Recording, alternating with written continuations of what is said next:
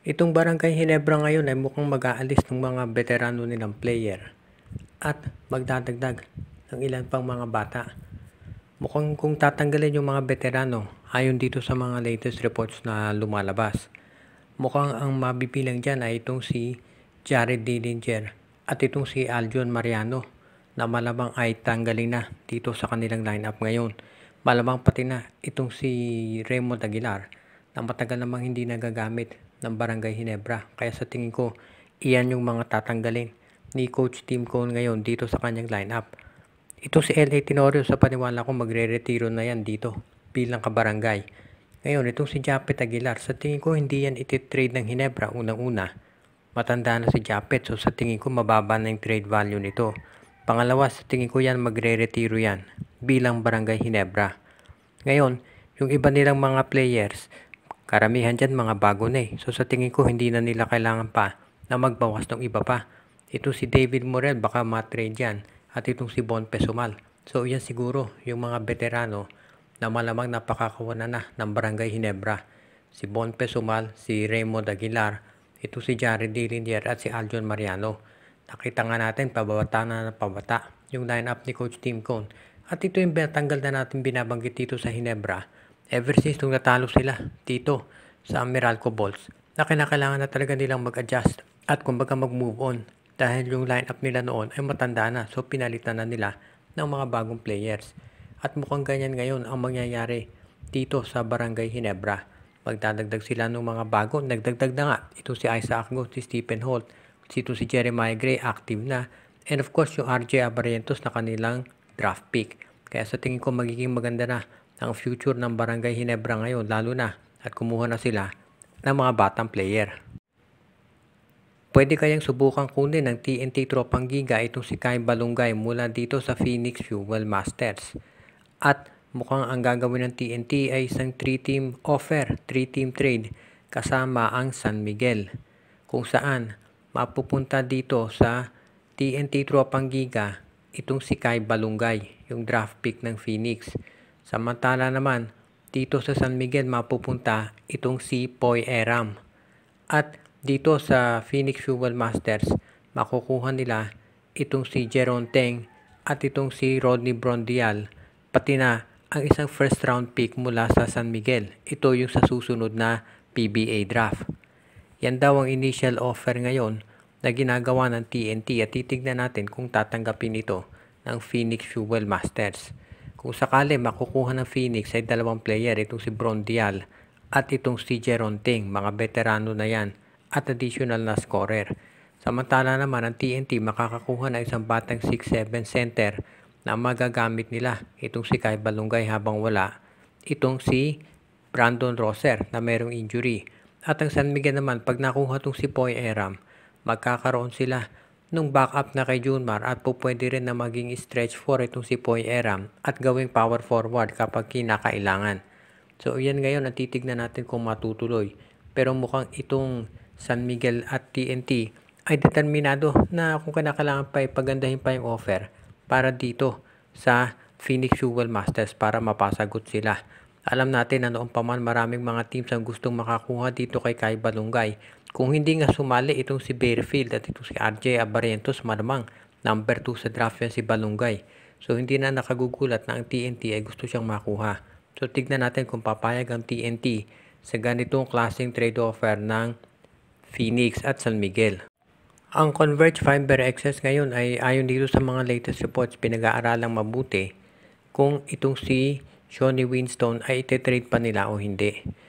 Kung inyong maaalala, matagal ng panahon na ito'y nasa trading block pero walang team na nakakakuha dito, hindi dahil hindi sila interesado, kung hindi mataas yung asking price na hinihingi ng Converge Fiber Excess. So ito ngayon ang dahilan kung bakit pinag-iisipan na ng Converge kung baka sa bandang huli mas mabuti pa na manatili na lang ito dito sa kanilang lineup. Baka ganyan daw sa bandang huli ang mangyari. So tignan natin kung ganito nga. Mukhang maliwanag dito itong Converge ay magfo-focus na dito sa darating na PBA season at handa na sila na mag-build up. At kung kinakailangan ay mananatili itong si Shawnee Winston dito sa kanilang lineup.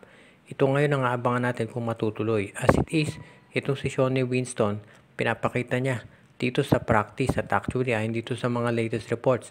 Maski na dito sa kanilang performance ay maganda talaga ang kanyang ginagawa at umaasa na sila ay magiging masanda na at hindi na mauulit yung nangyari last season na nakulelat. Of course, alam natin hindi makapaglalaro si Justin Baltasar muna dito sa Governor's Cup. Kaya umaasa marami na magiging isa sa mga top scoring options itong si Shawnee Winston. Kasama na si Alex Stockton, Justin Arana at syempre yung import nila. So ito ngayon ang titignan natin. Pero assuming na mayroong magandang offer para dito kay Shawnee Winston, huwag tayong magulat kung ito nga ay kunin o ilagay ulit sa trading block ng Converge. Dahil sa ngayon, ang punto ng Converge, mukhang gusto nila mag-focus yung kanilang lineup dito sa big men. So baka yan ang dahilan kung ba talaga gusto nila i-trade ang nasabing player.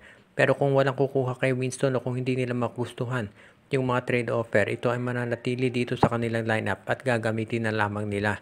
So abangan na lang natin kung ano ba mangyayari talaga dito kay Shawnee Winston.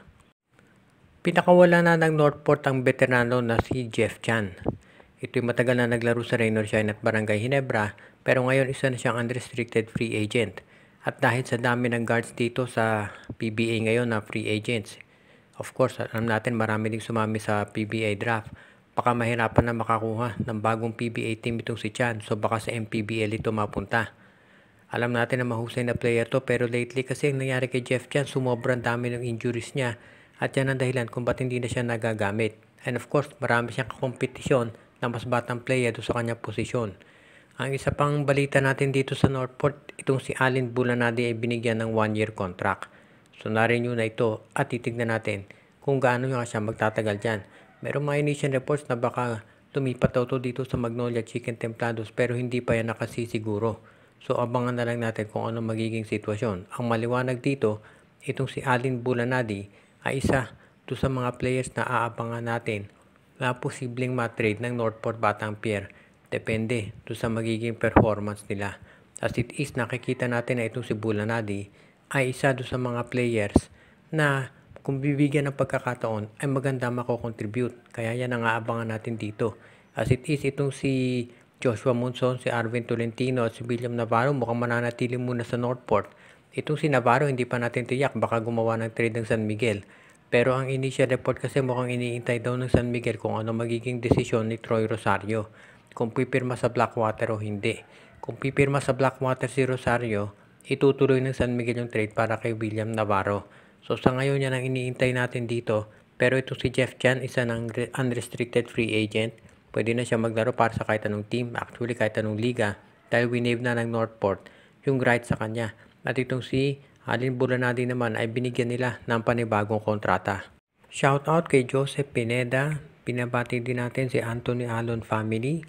Pati na rin si Jonel Alagon, Celino Valles family, RG Bueno at Dalina family, Joshua Giray Espejo at Rosales family, Katsakino Dokusin, si Junjun, Angie, Patpat at B-Boy Matas. Pati na rin si Alicia Garcia, Eduardo Monsales, Edwin Carmona Jr., Malyari Mascarinas, Anthony Alon family, Ireneo Salangsang, Jason Mendoza, Dexter Domer, Enju, Michael D. at ang iba pa nating taga-subaybay.